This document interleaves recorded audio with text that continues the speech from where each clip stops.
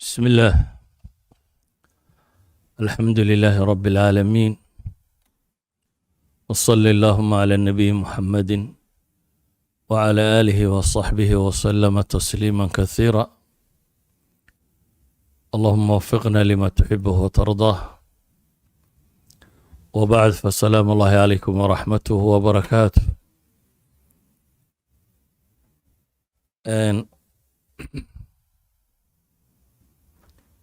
labada darise la qoondeeyey siduu walaalku sheegay waxay ku saabsan yihiin ashubuhaat washahawaat,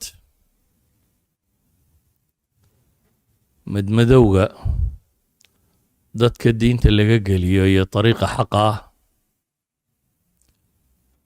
iyo shahawaati nafs, waxyaabaha naftu ay jeclaysato ee baadinimada keena. midna xagga caqiidadu galaa labadan shay, midna xagga acmaasha ayuu galaa inta badan. waxay culammadii hore odhan jireen labadani waa aslaa shari fi lwujuudi alinsaani bay dhahaan. sharka bini aadamkaba labadan baa u asala. waa laba xanuun oo ku dhaca qulubta qofka bini aadamka ah oo ka fogeeya ilaahay cabsidiisa, ilaa xad ay bacd alculamaa ku tilmaamaan afdalu nnaasi man lam tufsid ashahwa diinah walam tazil ashuhba yaqiinah. dadka waxa u fiican bay dhaheen ninkan diintiisa aanay shahwaatu nafsigu ka fasahaadin ama yaqiintiisa iyo iimaankiisa aanay ka khalkhalgelin shubahaadka. ee aakhira wuxuunbaa badbaadaya yowma laa yanfacu maalun walaa banuun ilaa man ata allaha biqalbin saliim. waddannada muslimka markii la joogay, marka shubahaadka laga warramo inta badan waxay ahaan jireen shubahaatu ahlilbidac. dadka bidcaadka ku dhacaa waxyaabaha qaldan ay ismoodsiiyaan inuu sax yahay ee ilaahay ku caabudaan. laakiin duulkiina halka jooga waxay inta badan iyagu la kulmaan waa shubahaatu ahlilkufr. waa madmadowga dadka laga gelinayo rumayntay diintooda rumaysan yihiin, hadday tahay arkaanuliimaankii iyo hadday sharaa'icda tahayba. ilaahay subxaanahu wa tacaala iyo rusushiisii iyo kutubtiisii iyo qiyaamaha iyo jiritaankiisa iyo ghaybka oo dhan.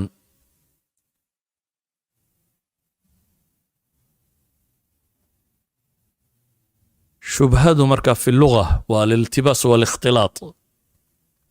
waa shaygoo dheehma xaq iyo baadilku aad kala saari kari weydo,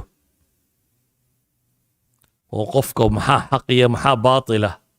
waxyaabaha u kala caddayn kari waaya. haddaba shubhadu inta badan aynu tilmaamayno ama aan rabno inaynu wax ka tilmaamno waa shubahaadka caqliga ee diiniga ee caqadiga ee qofka diintiisa ka xumeeya. waana xad hadduu shubhadaasi qofka galo waa marad. ilaahay uu qur-aanku inta badan munaafiqiinta iyo kafarada iyo ahlu shakiga iyo dadka noocaasiya u kaga warramo fii quluubihim marad fazaadahum allahu marada ilaahay ku tilmaamayo. waama aladiina fii quluubihim marad fazaadathum rijsan ilaa rijsihim wamaatuu wahum kaafiruun. waa marad marka koowaad inta badan masaa'il fudud ku bilaabma, laakiin marka dambe diin la'aan dadka bada. marka dambe diin la'aan dadka bada. aan kama hadlaya in badan shubahaadkaasi iyo radintooda. waxaa laga yaabaa goobo aan tan masaajidda ahayn ama meelo kale in lagaga hadlo, laakiin waxaynu tilmaamaynaa feejignaanteeda iyo sida loo daweyn karo. oo asiiba dadkan waaweyn ee waayeelka wax iyaga la gudboon ubadkii iyo dadkii in looga feejignaado mashaakilka kan iyo siyaabihii loo daweyn lahaa shubahaadka qaarkood waa طائف من الشيطان oo waxaa ku filan alisticaada waa waxaan bini aadamka qalbigiisa degana khawaatirun ku soo dhacdaya oo inta badan qofku iskaga difaacayo sidii xadiidkii nabigu uu sheegayay inaad shaytaanka iska naartid acuudu billaahi min ashaytaan alrajiim shubahaadka qaarkoodna inta lagu celceliyo jawaanib badan laga keeno ayay degaan dadka badh kuwaasi waxay u baahan yihiin fasaluu ahla dikri in kuntum laa taclamuun in dadka aqoonta u leh waxa kan la weydiiyo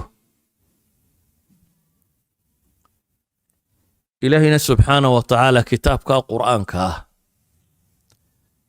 ma jirto iyo sunnada nabiga calayhi salaatu wasalaam gaala shubha ay soo arooriso aanu ka jawaabaynin ilaahay nabigiisi muxamed calayhi salaatu wasalaam ba wuxuu ku leeyahy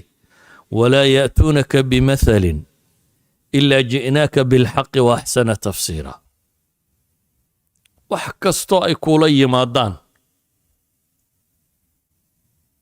waxaanu kuu keenaynaa baa ilaahay leeyahy subxaanahu wa tacaala wax fardaamin kara oo xaq ah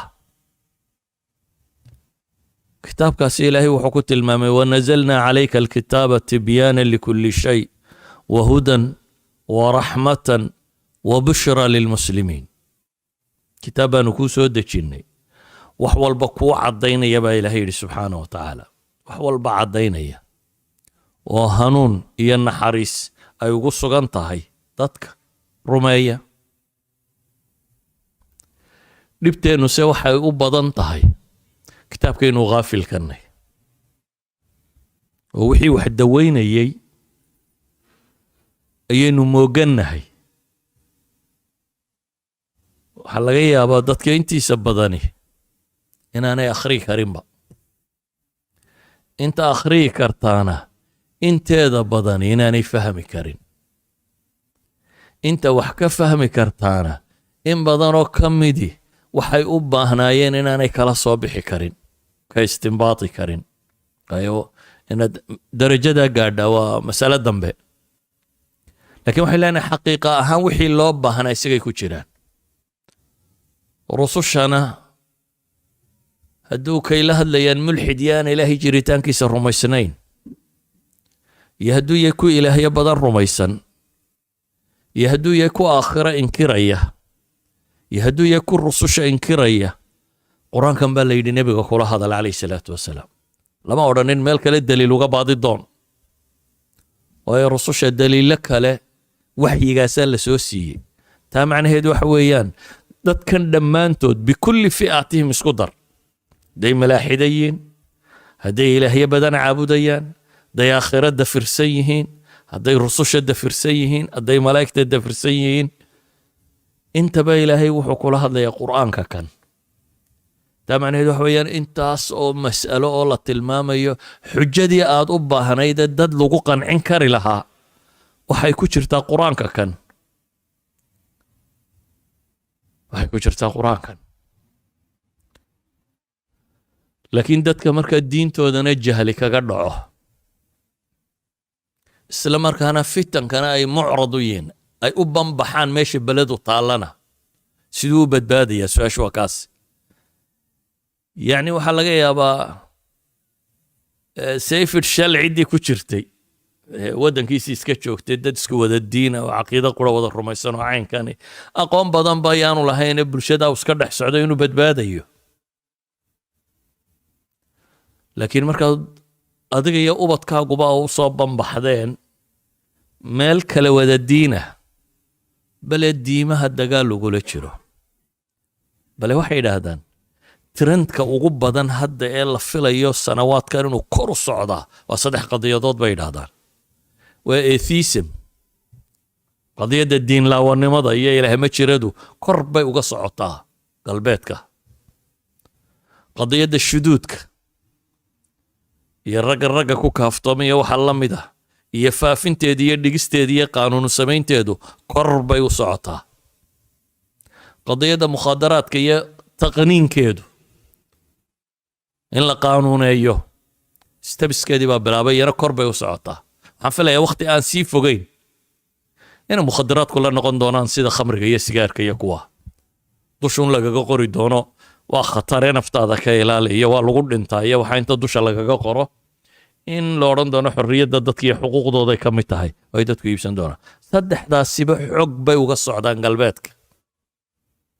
saddexdanina waxay ku saabsan yihiin labada masale aynu tilmaamayno darsigeennan iyo ka dambeeya saddexdaba dawadoodu ilaahay kitaabkiisay ku jirtaa laakiin innaga markaa waxaa ku kulmaya dadka kan jahlun biddiin oo ah qofkani wuxuu diin u haystaa xoogaagii uu maqmaqli jiray reerahooda uu ka soo maqlay berigii uu waddanka joogay wixii uu meelaha ka maqmaqlay wax sax iyo wax qaldanba laakiin meel la taqniiniyey oo la nidaamiyey kufriga iyo sida loo dhigayo la taqniiniyey xumaha iyo sida loo sharxayo wax walba xorriyad iyo xuquuq laga dhigay oo qaab xorriyad bini aadam iyo xuquuq bini aadam ah loo soo bandhigayo oo shubhaadkaasi tiro badan iyo si laysaga celin lahaa waa adagtay qofka ahlu cilmiga waa laga yaabaa masaa'ilka qaarkood inay mugdi ka galaan hore u garan kari waayo laakiin dee masalaad kun daliil u haysata xataa haddaad hal masale ka garan kari weydo wax badan qofka kuma samaysa saa ogeed baa ilaahay qur-aanka wuxuu ku tilmaamayaa wamaa yaclamu ta'wiilahu ila allah waalraasikhuuna fi lcilmi yaquuluun aamanaa bihi kullu min cindi rabbina kuwa raasikhay baa ilaahay yidhi iyagu wixii masaa'ile xagga alle ka yimi way tasliimaynaya xataa hadduu masalada hore u garan kari waayo waayo dee masaladaad kun adilla haysato hal shubho loogama tago haddaba hadda waxaa badan nabigu calayhi salaatu wasalaam xadiidkii uu tilmaamayey xudayfata bnulyamaan saxaabiga la yidhaahdaa wuxuu yidhi dadku nebiga khayrkay weydiin jireen aniguna sharkaan weydiin jiray buu yidhi anigoo ka cabsi qabo sharkaasi inuu soo gaadho dabeetana khayr baanu hadda haysanaa khayr ma ka dambayn doona shar ma ka dambayn doona haabuu nebigu yidhi khayr ma ka dambayn doona khayr baa ka dambe fiihi da uu soo waday nebigu calayhi salaatu wasalaam wuxuu markii dambe ku yidhi waxaasoo dhan waxaa kasii dambayn doona ducaatun calaa abwaabi jahannam man ajaabahum ilayha qadafuuh duul jahannamo dadka ugu yeedhaya maalan ilxaadka oo kale taariikhda dheer oo bini aadamku ka mid yahay oo qaybo falaasifada ka mid oo mulxidiini way jiri jireen laakiin mulxidku kuwa aan ilaahay rumaysanayn maxay siday u noolaayeen filosofkii holandiis miyuu ahaa sbanuza la odhan jiray ayaa wuxuu leeyahay cala almulxid assumtu walictizaal buu yidhi assumtu walcuzla waxay ahaan jirtay buu yidhi qofku markuu shakigu galo ee waxa kan uu ku dhacaan inuu iska aamuso oo keli iska noqdo nolosha ka qanco oo waxa kan waayo qofkaasi tuunal madow buu galay tanal madow noloshoo dhan baa mugdi noqonaysa sababta waa maxay qofkani wuxuu garan waayayaa why am I here maxaanu noolay maxaan halka ka qabanaya maxaan ka shaqaynaya xagaan ku socdaa xagaan ka imi noloshu maxay tahay therefore wuxuu ka baxayaa noloshoo dhan wuxuu arkayaa meaningless alxayaa kullaha waxaan qiimo lahayn buu u arkayaa noloshoo dhami dhadhan yeelan mayso inaad adigu tidhahdo ilmo muxuu wax u baran waaya muxuu shaqtay mise arkaba inay qiimo leedayba wuxuu arkaa inuu dhintaa inay ka roontay inuu noolaado waayo wuxuu rumaysan yahay kadeedkeedaabaad ka raysan lahayd haday kaa baxdo noloshan warwarkeeda iyo fikirkeeda iyo kadeedkeeda waa laga yaabaa inaad la yaabtaan lakin waxa laga yaaba kuwa yarara gurigiina jooga haddaad weydiiso inuu ku leeyahay intaasoo goorma isku dayo is yidhi ku fakeri ma istishaa baan ku fakeray. kuwa waaweyne profesorada ayaa kuwanba saa u fakera. haddaba hadday waagaa hore ahayd waxyaabo qof intuu shakigu ku dhaco uu meel cidlaa iska fadhiisto ama isagu isku mashquula ama istila ama saa imka waxay noqotay meel ducaad preachers dad baaba faafinayo ku dhawaaqayo oo xuquuq ka dhigayo oo le bini aadamku xaq buu leeyahay inuu diimaha ka tago, bini aadamku xaq buu leeyahay inuu shudu sameeyo, bini aadamku xaq buu leeyahay xorriyaad iyo xuquuq iyo kan iyo lawyers iyo qawaaniin iyo dowlado iyo mujtamacaad dhan oo xumaha guide garaynaya oo ilaalinaya oo dhigaya.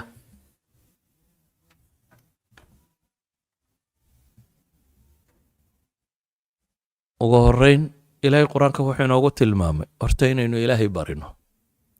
rabbanaa laa tuziq quluubana bacda id hadaytana wahab lanaa min ladunka raxma innaka anta alwahaab. inaynu ilaahay weydiisano laa tuziq quluubana bacda id hadaytana. ilaahayow intaadna hanuunisay kadib quluubtayada ha weecinin, kuwa ambada ha naga dhigin. shubahaadku haddaba laba goor bay dadka wax yeelaan: qilat alcilm aw dacfi albasiira bay yidhaahdaan. aqoon darro, ilaahay waxyigiisa loo aqoon daran yihi, iyo aragti xumo, nolosha lagu aragti xun yahay, ama basiirada qofku iyo tadaburkiisa u liito. waayo ilaahay wax kasta oo diintiisa khilaafa wuxuu ku tilmaamaya in yattabicuuna ila adhanna wama tahwa alanfus. in yattabicuuna ila adhann waa mala-un waxa ay raacayaan baa ilahay leeyahy. washubahaat waa waxay ismoodsiiyeen, xaqiiqa ma jirto.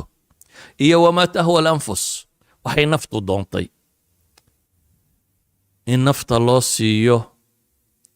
freedom inay waxay doonto samayn karto. qofku wuxuu doono inuu tijaabin karo, cabbi karo, fuuli karo, wuxuu doono inuu samayn karo.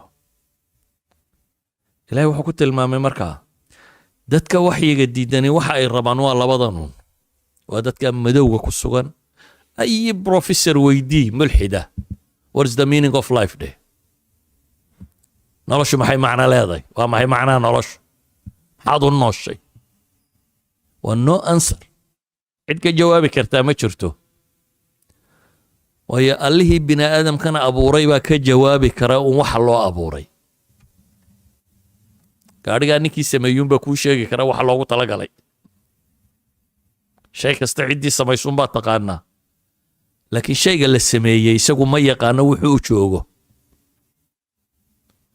therefore markay waxyiga ilaahay diidaan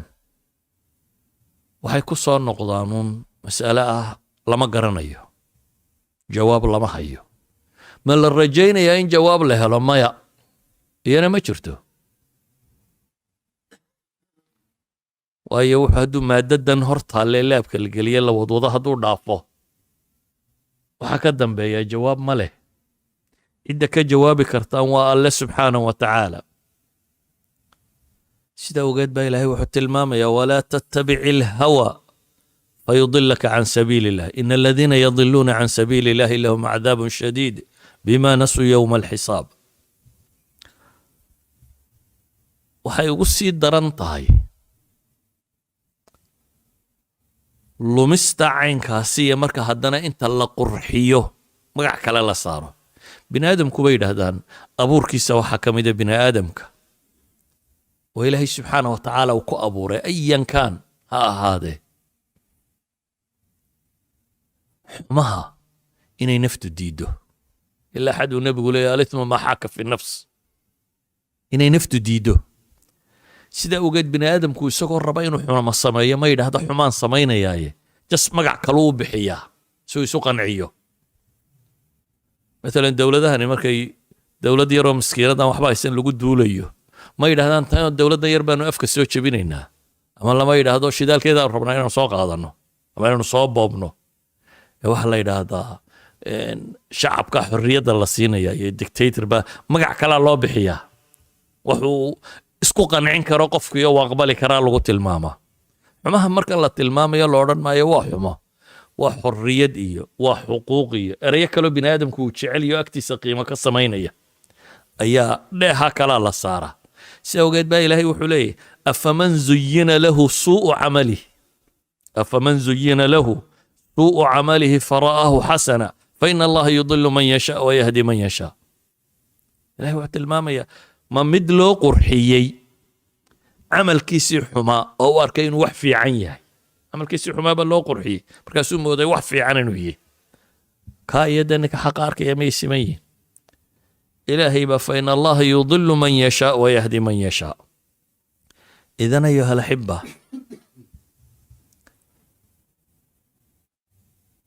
maanta dunidana aa ku nooshihiin inkastoo laga yaabo dhul fog oo aydan filanayninba in qurunkani gaadhay waayo dunidu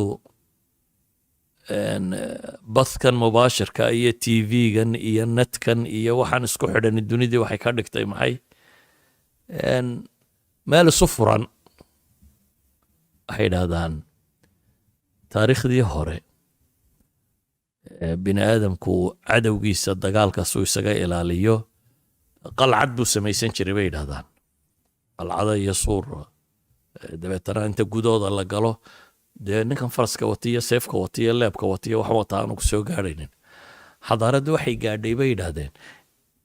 hubkii la samaystay qalcaddaa in la dumin karo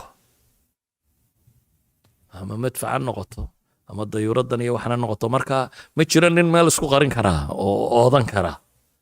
waxay markii hore ta kale afkaarta iyo waxaasina cidda meel haddaad tidhahda ha iga soo gelinoo xad aad ka samaysato xuduud yeelato oo aad u diiddo dadkaasi inaanay fiisa la-aan meeshaada ku imanin waxay ahayd maca afkaartiisa inuu kaa joogo maxay halkaa uu kaa joogay technologiga cusub wuxuu sameeyey inaan ninnaba meel wuxuu ku qarsan karin ninnaba marka gurigii aad adigu dhisatay carruurta iyo islaanta ku xaraysataa laga dabagalay iyadoo aan cidina adiga fasax ku weydiisanin dabeetana waxay u baahdaan oo dhan meesha gudaheeda bahalka yarow gacanta ku sito ayuu ugu jiraa marka meel badanoo lagu dhuuntaa ma jirto laakiin wax waliba xal bay leeyihin waxa uu dadku u baahan yahay waxa weeyaan mushkiladdii waa tanoo waa aragnaaye xalkeedu muxuu yihi ma inaynu isdhiibnaabaa xalkeedu qur-aanka ilaahay wuxuu tilmaamaya wajacalnaa minhum a'immatan yahduuna biamrina lama sabaruu wa kaanuu biaayaatina yuuqinuun waxay dhahaan labadan mas'ale aayaddana ay sheegtay labadan xanuun aynu sheegnay waa dawadooda ashubahaat washahwaat shahwaatu nafsina asabr ayaa lagu daweeyaa bay yidhaahdaan waa can ilmacsiya iyo maladaadkeeda in laga sabro cibaadada in lagu sabro sabr baa lagu daweeyaa bay yidhaahdaan tan kalena dee yaqiin baa lagu daweeyaa yaqiintu adilay ku dhisan caqiida lagu daweeyaa waa in shubhada tan qofka qalbigiisa laga saaraa marka cilaajka naafica ahi inta aynan shubahaadka xabad xabad uga hadal aan la odhanin ilxaadka maxaynu ka nidhahnaa kaa maxaynu ka nidhahnaa kaa maxaynu ka nidhahnaa kaa maxay intaanad waxaa ka odhanin waxaa ka horeeya asaaska inaad binayso asaaska inaad binaysaaba ka horeysa oo ah dadkanaynu dhalle iyo ummadeenna iyo nafteennaba inaynu iqaamatulxuja cala annaas samayno inaynu marka hore dadka diinta caqiidadooda dhisno intaynan shubahaad ka reebin qofka hadduu caqiidadiisu si fiican u dhisanto shubhada wuu iska celin karaa laakiin haddaan usuushaba dadkan la barin shubahaadkana loo bandhigo waxaad rajaynaysaa muxuu noqonayaa marka ilahay qur-aanka wuxuu leeyahy faclam annahu laa ilaaha ila allah wastakfir lidambik وللمؤمنين والمؤمنات والله يعلم متقلبكم ومثواكم بربا إلهي لي يقرأ أنه لا إله إلا الله أقوم بي أبا هانتي إذا وحلنا أقوه الرين شيء كواد وإقامة الحجة على الناس وضدك أصول العقيدة إني نور دقنه أصول العقيدة إني نور دقنه هدانا دور دقين وأدكتي صدح ذا وحان شيء مدنا بينت كعلسه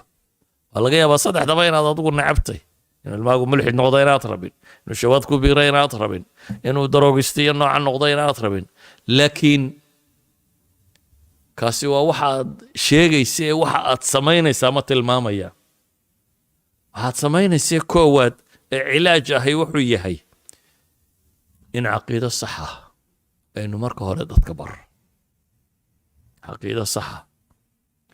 وإلهي كتاب كيسا أدلة كفلا هديت أدلة جريتان كصابصا هديت أدلة كصابصا صدق النبوة هديت أدلة كصابصا قيامها أدلة دوبهي هدي وحلا لي وحي إنه مسألة كورمينا ما غيبها ما شاهدات وحي دون تبها النقطة أدلة ديدا وعقلية انت إن شرعي وتجين وهي قرآن كندتك اللي يقولها اللي ما بيرو ما يسنين مركه هوري نبي محمد قالوا يجي سو قال ما يهدتكم دبتنا القرآن بس يدو يصدا كنا بالا لها قال كان القرآن ما يسوق نور ما يسنين بالا وحلة المامي مسائل كان هنا اللوتشكيين وعقلي يسجليان هنا كنا دعينيان إلهي جريتان كيسي الرسول كالرسول نمديسة يا آخر جريتان كذا بقى سوق قال اللي يقولها اللي إنه وحين وهي سنة قرآن كان ينتقل مؤمنين تعالوا يقولها الله قال كم حال يقولها الله يا مركها ما دا wax kale keenaya ilaahay nabi maxamed quraankan buu dhiibay oo yiri ku dheh qol meedana ku taala ku dheh oo saaw sheeg haday saa ku yiraahdaan saa ku dheh shubahaadkooda ilaahay quraanka tirinaya saasay yiraahdeen ee saa dhaba ilaahay leey saasay yiraahd waxay shubha yiraahdeen quraanka dhexdiisa ka helaysa oo ilaahay ka jawaabayo subhanahu wa ta'ala idan waxaan leenahay aqiidadan wixii lagu dhisi lahaa ee gaal iyo muslim ba loogu dhisi lahaa loogu sheegi lahaa dad qof rabto in diinu sheegto waxa ugu fiican aad u dhiibto waa kitaabka quraana taan luqa arbeed garanayn bal ala aqal kitaab tafsiir oo afkiisa ku qoran inaad u dhiibto ahsan shay ama professor hada ama wuxuu doonaa hada ama nuclear ku takhassus ama wuxuu doonaa ku takhassus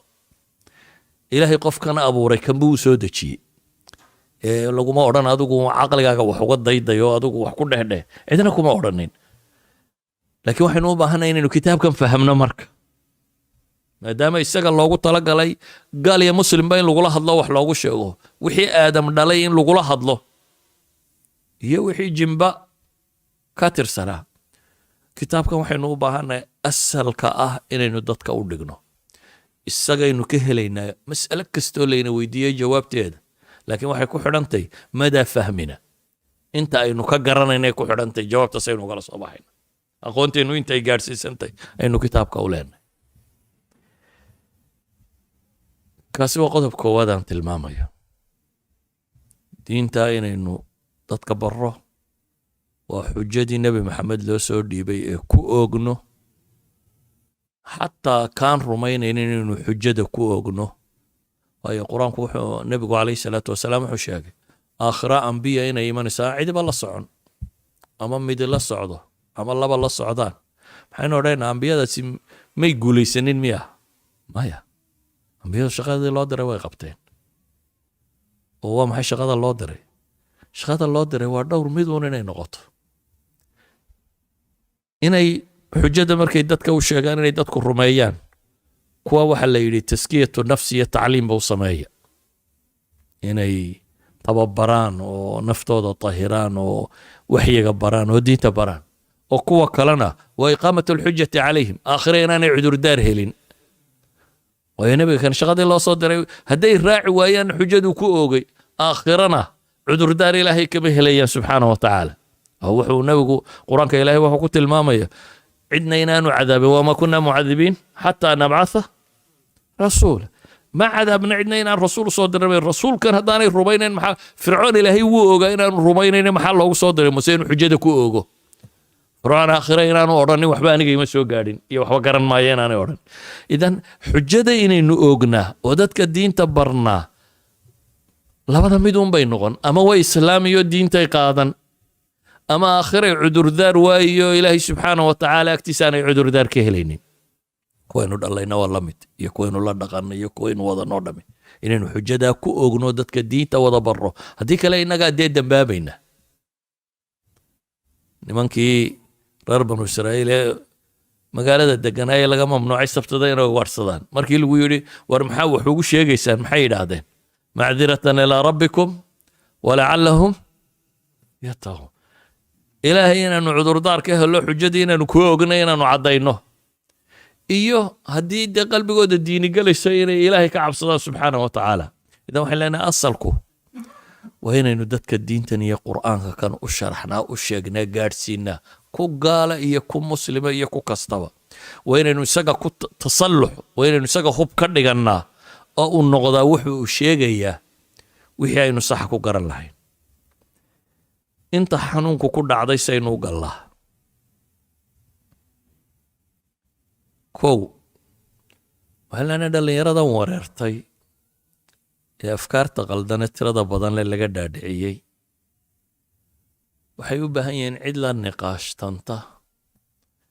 ee in lasii durkiya uma baahna. inaynu intaynu ceebayno, ereyno oo fogeyno maaha. laakiin laa takunuu cawnan lishayطaani calaa akhiikum, xadiidkii imaamu axmed soo saaray iyo qolyo kaleba, inkastoo sanadka culammadu ay daciifiyaan, laakiin shacayb alarnauuti duruqdiisa inta wax isu gegeeyaa buu taxsiininaya. ninkii gacanta la jaray ee uu nebigu ka yara murugooday say sheegayaan, kaannaka karihta qaطcahu bay yidhaah, ilahi rasuulka malaa gacan goyntiisa kan waad nacday. wamaa yamnacunii buu yidhi laa takunuu cawnan lishayطaani calaa akhiikum. ama xadiidkii kii khamriga cabay ee markii dhowr jeer la keenay ee dhowr goor markii dambe ay qaar lacnadeen oo maageen, ou ku lahaa inahu yuxibu allaha warasuulah. waar ilaahay ha ugu kaalmaynina shaydaan buu nebigu tilmaamaya calayhi salaatu wasalaam. qodobka labaad waxaan leenahay itaaxat alfursa lishabaabi an yubdi kula maa cindah, inaynu ka waran siino oo fursad siino bal ninkan waxa madaxiisa ka guuxay oo dhan inu soo bandhigo, waxba inaanu la khajilin. hadduu markuu erayku yidhahda afka kaga boodo, dee wixiisii wuu la aamusi, laakiin way ku duugan yihin, waxba kamaa daweynin, waa ku duugan yihin. weliba waxay u badantay inay ku sii badato uun cid dambana aanu wax weydiinin, bale gruubkii iyagu negatifeka u sharxayay inuu ku sii xidhmo unu ay shubahaadka ku sii badiyaan, cid shubhadan ka saartana aanu haysanin. sida awgeed nabiyullaahi moxamed calayhi salaatu wasalaam gaal baa u yimi, ay carabi u soo dirtay. waa gaal loo soo diray inuu nebi moxamed calayhi salaatu wasalaam diinta ka saaro. aduu ka fiirso, cutba bnu rabiica abalwaliid waxaa loo soo diray inuu nebi maxamed diinta ka saaro. dabeetna nebiga intuu yimi proposals buu la yimi, niyow haddaad waxaan doonayso waxaasaanu ku siinaynaa, haddaad kan doonayso kaasaanu kaa dhiganaa, haddaad kan doonayso, laakiin dee ilaahiyadadayadan iyo waxaad warkan aad ka sheegaysaa dhaaf. marka wuxuu wadaa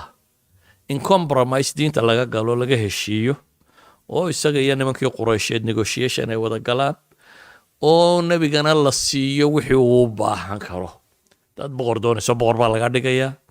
haddaad xoolo ku doonayso waxa kan annagaa ninka ugu xoolo badan kaa dhigayna, haddaad gabdho doonayso inanta ugu fiican baa lagu guurinaya. yacni wixii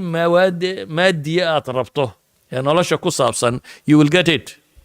laakiin waxaan u baahannahay uun dee inaynu masaa'ilkan ka wada hadallo, aad ilaahiyada iyo baabkan cayda ka dayso. nebigu waxa iyadoo loo akhrinayo u dhegaysanayay, kuma odhanin war bal waxaa gaalkii wuxuu ku hadlaya day gaalnimadaasaad ila timi, kuma odhanin, ee wuu dhegaystay.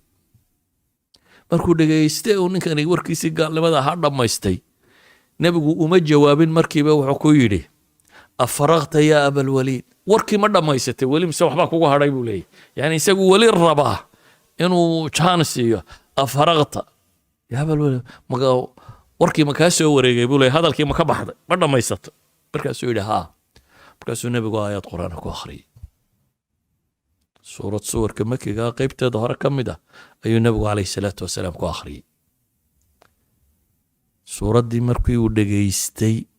ayuu nin carbeed afkana garanaya buu hayay wuu isbedelay dabeetana nimankii carbeed markuu noqday waxay dhaheen wallaahi rabiica ibnu cutbata ibnu rabiica sidii uu inagaga tegay si aan ahayn buu la soo noqday bay dhahay ninkii aynu diray warka aynu ku diray maaha maxaan qisadan uga dan leeyay qisada imaam alalbani wuu taxsiiniyaa fi siiratihi waxaan leenahay waxa weeyaan qofkan inaynu dhegaysano bal horta waa ibtilaysan yihi dhib baa haysataa laakiin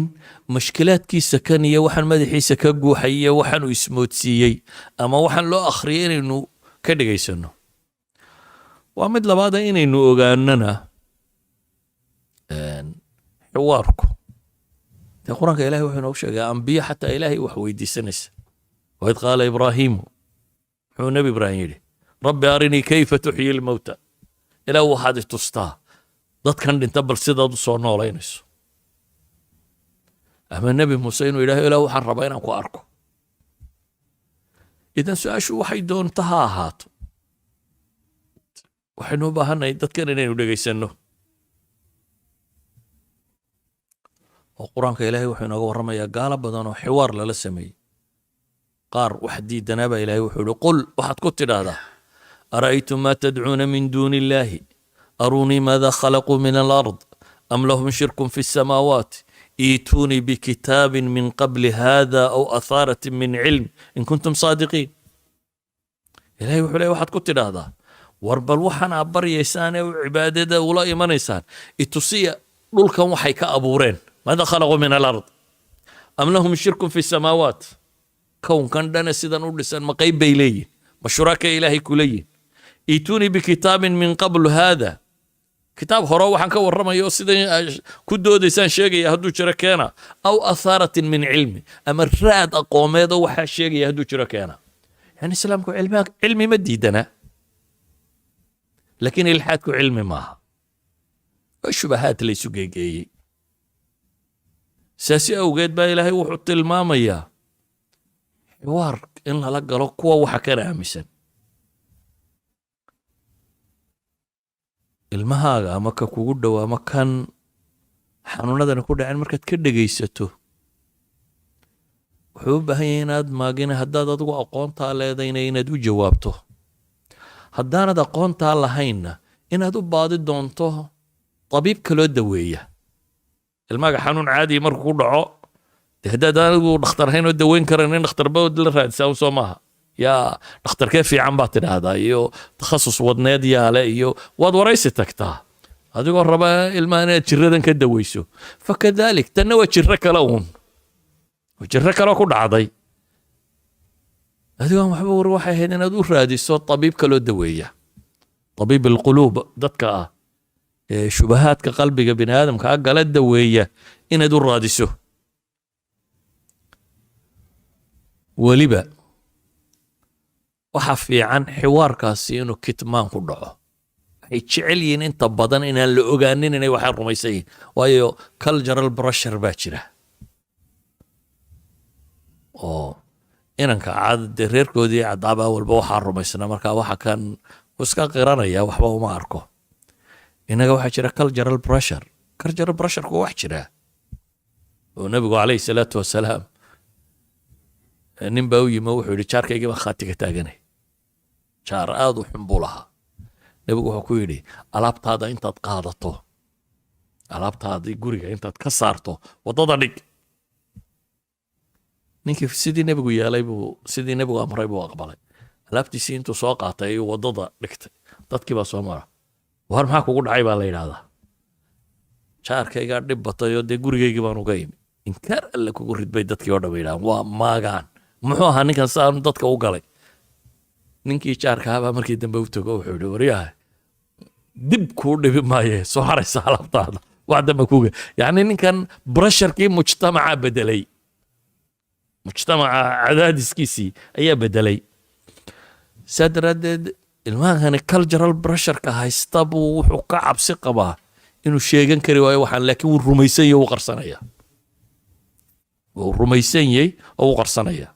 hadday daragtay wuu cabbayaa hadday qurunqadheerhkan tahay wuu samaynayaa hadday tahay caqiidada tan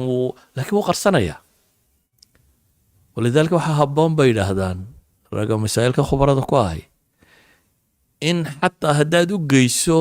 cid waxa khabiir ku ah inay labadoodun u dhex ahaato aanad sheegin inaad u dayso isaga iyo tabiibkiisaasi waayo lagama yaabo de intaad maalin u geyso inuu fuxuu ku yidhaahdo dabeetana u kaco maaha suurtagal waa adagtay qofka kani shubahaadkani waa ku biireen marka wuxuu u baahan yahay muddo in xiwaar u furmo labadooda tan oo masaa'il badan maalinba mid laga doodo oo maalinba mid oo waxaa laga yaabaa bila inay qaadato laakiin bila kadib inuu qancin karo waana tajribe aan aragnay rag u dhuun daloola masaa'ilkaasiyo culamo ahi dad badan oo ay diinta ku soo celiyeen oo loo keenay calaa hada alasaas bay ku daweeyeen inay uun labadooda dooda u dhexayso aan cid kaleba ogaanin siday u wadeenna ay markii dambe qanciyeen waxaan ku soo koobaya markaa ilaahay qur-aanka wuxuu inagu leeyahy wawxiya ilaya hada alqur'aanu liundirakum bihi waman balag nabi maxamed baa waxa la yidhi waxaad tidhaahdaa wuxiya ilaya hada alqur'aan liundirakum bihi waman balag qur-aankan baa laysoo waxyooday si aan ugu digo idinka iyo ciddii uu gaadhayaba ilaahay wuxuu leey wain axadun min almushrikiina istajaaraka faajirhu xataa yasmaca kalaam allah gaaladii la istilay mid gaalada ka mid ah hadduu magangelyo idin weydiisto magangeliya ilaa iyo intuu ka maqlaya ilaahay warkiisa baa rabbi leeyahy subxaana wa tacaala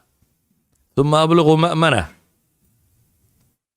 ilaahay qur-aanka wuxuu ku tilmaamaya lam yakun aladiina kafaruu min ahli alkitaabi waalmushrikiina munfakiina xataa ta'tiyahum albayina rasuulu min allah yatluu suxufan mutahara fiiha kutubun qayima may ahayn may noqdeen nimanka gaaleed iyo kuwa ahlu kitaabkuba inay qalloocooda iyo diin xumadooda ka baxaan may suurto gasheen ilaa iyo uu timi maxay bayinada cad waa maxay rasuulu min allahi yatluu suxufan mutahara rasuul xagga alle ka yimi oo ku dul akhrinaya suxuf mutahara fiiha kutubun qayima baa ilaah yidhi subxaana wa tacaala waxaan rabaa inaan soo koobo waxaan ku soo koobaya wuxuu yahay shubahaadkan ma rabo inaan masaajidka kaga dhex hadlo shubahehebla waxaasay daliishadaan iyo waxaasaa lagu ridiyaa iyo kan dadka wuxuu u baahan dee kutubtay ku qorantay iyo meelahay ku taalla iyo qur-aanka say u isticmaali lahayn baynu tilmaamaynaa laakiin waxaan rabnaa inaanu sheegna waxa weeyaan war meesha tan shubahaadkaasi waa tiro badan yihiin iyagoo weliba systematic ah oo schoolinka ka bilaabma ilaa iyo jaamacadda uu qofkaasi bii'ada waxaasiya uu ku dhex jirayo ilmahaas idinku dee masaajidka iyo maqaaxidii lagu murmayay iyo intan baa idinku tagtaan gaal kiina ugu badanee laba ula shaqeeya buu arkaa laakiin dadkan yaryar waa isku melmeen meelahan ay wax ku dhiganayeen iyo meesha inay la joogaan dhibtaasaa haysataa shubahaadkaasna waxaynu leenahay waxay dhibeen dadkii aan loo dhigin caqiidadii diimeed oo marka hore aynu moodaynay dadku sidaa ay inoogu midab eegyihiin un inay ugu caqiide ekaan doonaan oo marka hore inaan xil badan iska saarine xilka ugu badan aynu iska saarray inuu noqdo qur-aanka sida loo akhriyo inaynu wax ka barro jisca muu akhriyi karaa tabaarak buu akhriyi karaa sida loo akhriyo inaynu wax ka barro sida loo akhriyo waxaa ka sii muhiimsan sida loo fahmo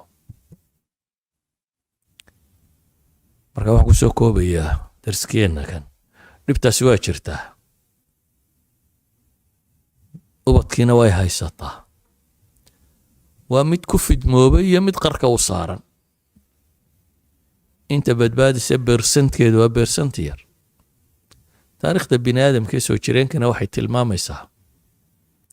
dadka aan iyagu wadanin manahij wax bedasho dadka kale aan bedelaynin ugu badnaan inay 3 qarni 3 jiil inay ku bedelmaan. dad adugu de sidii saxaabadii nebi maxamed calayhi salaatu wasalaam dad dacwo iyo diin wado iyagu dadka bedelaya yihiin oo manhaj sito oo iyagu wax dhigaya, kuwaasi waa group kale. laakiin dadkan kale iska hijrooda kolba meel iska degaa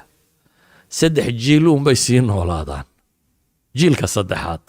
dadku ka mid yihi adugu kaa dhashay isagoo yaro khafiifa oo afkiina midhadh ka garanaya, waxoogaa cilmi dhegdhegood yarna diinta ka maqmaqlay, kaasi ku sii dhala qiyaas muxuu noqonayaa? meeshaasii jooga. kaasi ka 3aad u dhala xaguu noqonayaa? practicalina waa la hayaa. eeg muslimiintii dagaalkii koowaad ee dunida tagtay latin america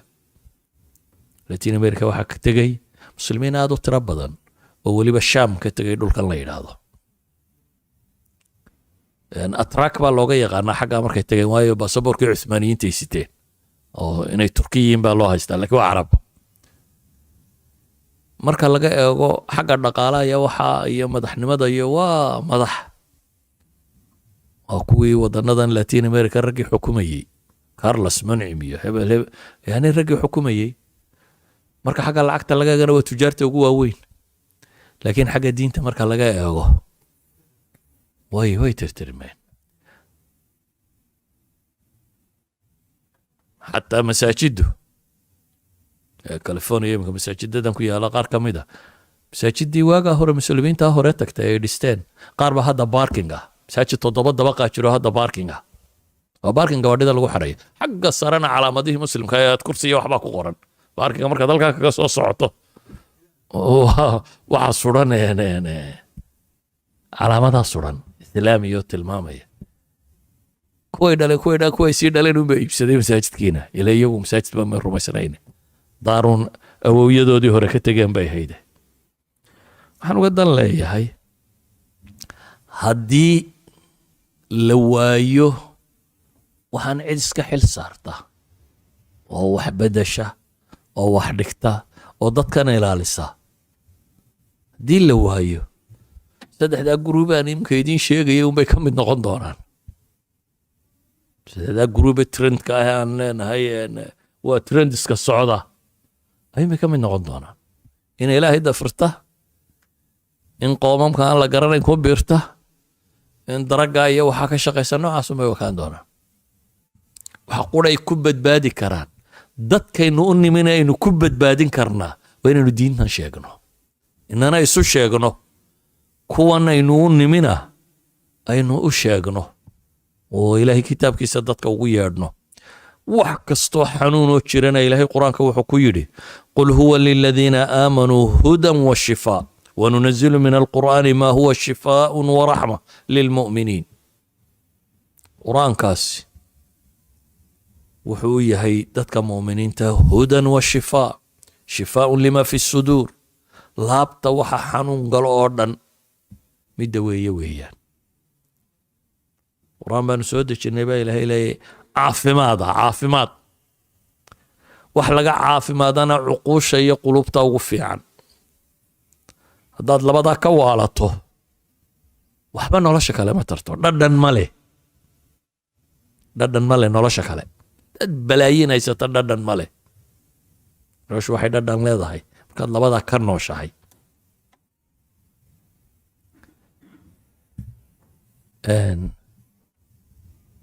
khitaaman lidars, dhibtaasaa jirta, dawadiina ilaahay kitaabkiisay ku jirtaa. labadaa wax baynu u baahanno taxsiin inaynu samayno, marka hore badbaadinno intaanay waxaas ku dhicin, iyo marka labaad oo ah cilaaj fiican inaynu samayno. sala allahu calaa muxamedin wala alihi wasaxbihi wasalam.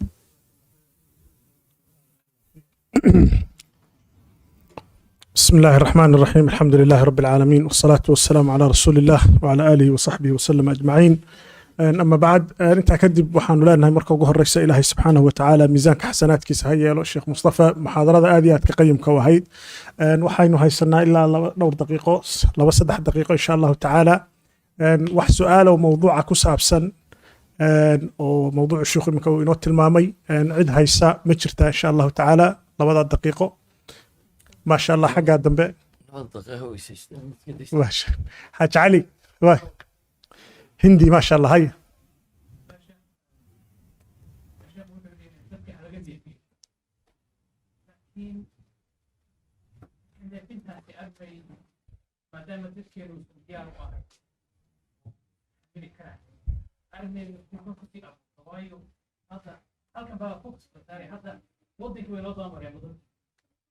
marka in meel gobol jimir kuna qoyn doono waxa dhigi jilbiga uu taay dadka waddanka joogaan dad arkisan ma aha dad kamtay hada wada sibriyaan dhaqan kaliya diinta meel aan la qaaba hada inta telefishan oo soo fadhiista oo oranaya laga waxyaha qofka laga neefiyo wax fiican laakiin saameyn baa qiima dadka diyaar uma aha inay wax dhigaan dad waxa ka mangaaba dad waxa diinta ku baraarugsanay dadaan dhaqanka garanayn qofka oo la soo fadhiisanayo waxyaalo dhaqan keliya diinteena aan mas ku ahayn kaal ogaa dadka ku dhiiranaya waa dadka leeyahay halilay dadka dad ilay dawada fidnanaya ما شاء الله horta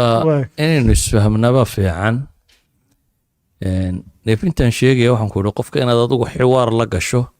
waxaan kaloo kuu raaciyay bilkitmaan inaad qariso anu kuma odhan tv-ga intaad isugu yeedho maxaa diintu ka qabtaa dheh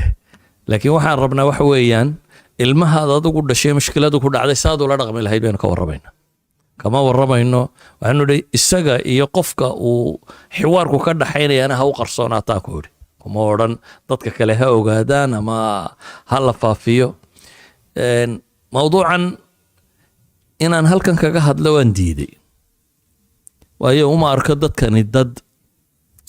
mushkiladan qaba inay yihiin waa laga yaabaa meelo ka gedisan inaan hore kaga hadlay laga yaaba youtube-ka haddaad gasho inaad hesho 5-6 cajaladooda waxaan ka hadlayo ka hadlay laakiin waa dad gaar ah waa dadkii waxaan qabay ee xanuunsanayay dee haddaad wax xidhxidhi karaysaanna iskuma baynan soo dhawaaneen dad badan barbarinaya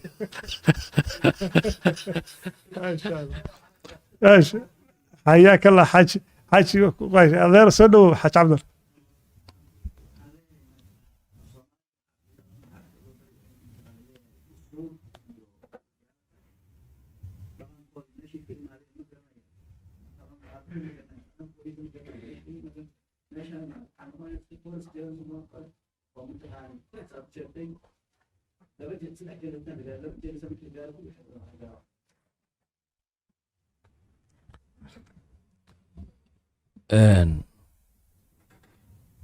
waxaan u malaynaya masaajidkeenan hore ugaga hadlay af soomaaliga iyo waxa ku saabsan oo tilmaamaya qofka soomaalinimadiisa inuu haysto dhaqanka soomaaliga ee asligiina waa diin waalidkan iyo waxa kan waxa keenay waa diin qofku markuu muslim yahay diintiisa haysto ayuu dhaqan haystaa laakiin haddaanay diin noqonin dhaqan cidina ma ixtiraamto haddaanu diin ku baysgaraysnayn oo waxaan culture-ka la yidhaahdo waxyaabuu ciddii doontaa ha haysato wuxuu ku baysgaraysan yahay waa ideology waa diimaha dadku ay haystaan haddaad diinta maydho waxa kale ma hayn kartid sinaba uma hayn kartid waa leenahay soomaaligiinii xejista dadnimadiinii xejista diintiinii xejista intuba waa asal bay inoo wadayiin waxaad moodaa waayadan dambe cilmaannimadu inay jeceshahay in dhaqanka iyo diinta la kala saaro dhaqankana ay ka soo qaataan muusiga iyo digdigta war xataa muusigu dhaqan soomaali ma aha bigiladii ugu horreeye la tuma hinda inoola timi cuudkii ugu horreeye la garaaca cadan carabtii ka timi iyo soomaalidii la socota inoo keentay inagu jaandheer bay ahayd xataa haddaad dhaqan rabto waxa la tumi jiray sacab iyo caga dhulka lagu garaaco islaamaad durbaan yar gargaraacan jiray ma jiro حتى موسيقى دم دقة الصومالي ما هو حد أنا هالنوضة على كل حال دقة الصومالية وحن رميسين إنه دين وحي خلاف سنين ودقة نقطة كريم. السلام عليكم.